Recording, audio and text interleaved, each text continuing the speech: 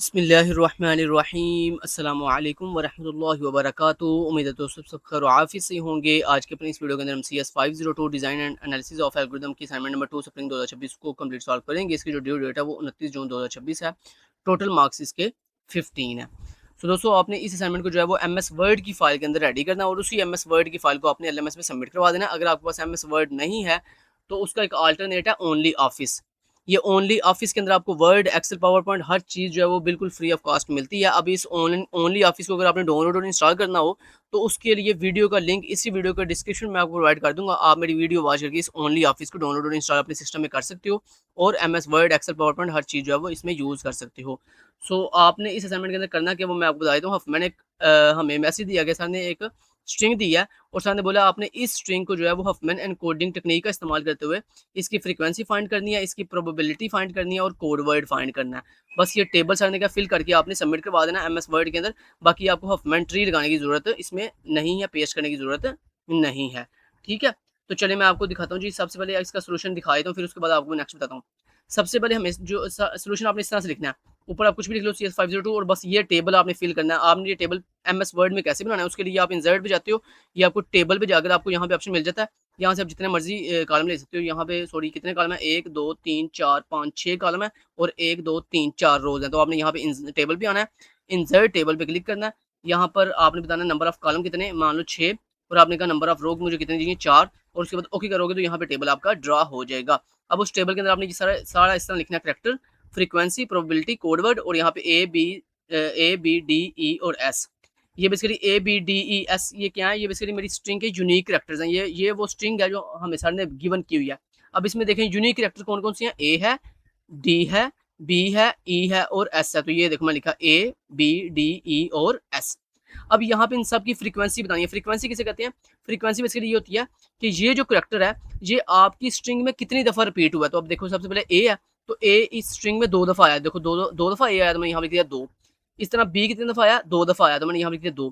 तो फ्रीक्वेंसी किसे कहते हैं कि आपका कैरेक्टर जो है वो आपकी इस स्ट्रिंग में कितनी दफा रिपीट हुआ है, इसको कहते हैं फ्रीक्वेंसी। तो आपके यहाँ पे जितने भी कैरेक्टर हैं ये सारे आपकी इस स्ट्रिंग के अंदर 2 दफा रिपीट हुए हैं, इसलिए मैंने सबकी फ्रीक्वेंसी 2 2 2 2 2 2 लिख दी है। अब ये आपको सॉल्व करना आ गया। 2 2 2 2 फ्रीक्वेंसी कैसे आई है। अब फाइंड करते हैं जी प्रोबेबिलिटी। प्रोबेबिलिटी कैसे फाइंड करते हैं, प्रोबेबिलिटी इस तरह से फाइंड करते हैं कि आपने सबसे पहले आपकी जो टोटल फ्रीक्वेंसी है उसको प्लस करना है। तो आपकी यहाँ पे सब कैरेक्टर की टोटल फ्रीक्वेंसी कितनी है, 2 2 4 2 6 2 8 और 2 10, यानी टोटल फ्रीक्वेंसी 10 है। अब करना क्या है कि इस ए की ये जो 2 फ्रीक्वेंसी है ना इसको आपने डिवाइड कर देना इसकी टोटल फ्रीक्वेंसी 10 के ऊपर। तो 2 को अगर 10 पे डिवाइड करें तो जनाब जवाब आता है 0.2।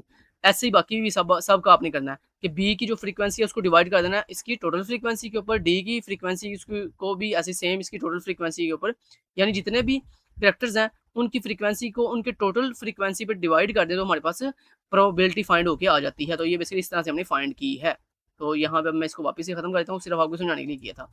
तो अब यहाँ पे यही वजह सबकी प्रोबेबिलिटी कितनी आई है, 0.2 0.2 0.2 0.2 एंड 0.2। अब दोस्तों ये कोड वर्ड कैसे फाइंड किया मैंने, ये कोड वर्ड दोस्तों फाइंड करने के लिए आपको जरूरत पड़ेगी हफमैन ट्री की। लेकिन सर ने बोले हफमैन ट्री आपने बनाना नहीं है। हाँ, आप सिर्फ हफमैन ट्री रफ के ऊपर बना लो, रफ पे बनाकर वहां से आपने ये कोड वर्ड यहाँ पे लिख लेने और उसके बाद उस हफमैन ट्री को आपने डिलीट कर देना। ठीक है, और आपने सिर्फ सोल्यूशन के अंदर ये टेबल जो है फिल करके सबमिट करवाना है। अच्छा, ये कोड मैंने लिख ली है। ये कोड आप जो है ये कोड, अच्छा ये जो कोड वर्ड है ना ये चेंज भी हो सकते हैं, ये हर किसी के सेम नहीं हो सकते, ये हर किसी के चेंज भी हो सकते हैं। तो ये कोड वर्ड कैसे निकालते हैं वो मैं आपको तरीका बता देता हूँ।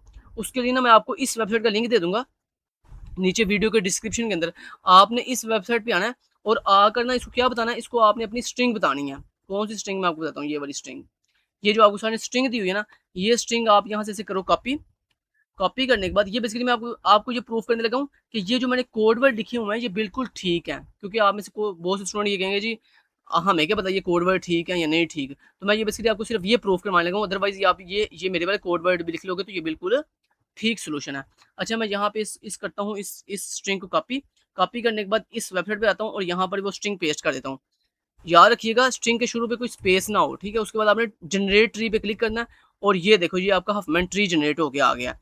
इस ट्री को सर ने बोला आपने सबमिट नहीं करवाना, हमने बस इस ट्री को यूज़ करना है अपने तमाम कैरेक्टर्स के कोड वर्ड निकालने के लिए। तो अब देखें कोड वर्ड कैसे निकालते हैं, उसके लिए देखें सबसे पहले कौन सा किसका कोड वर्ड निकालना है, ए का कोड वर्ड निकालना है।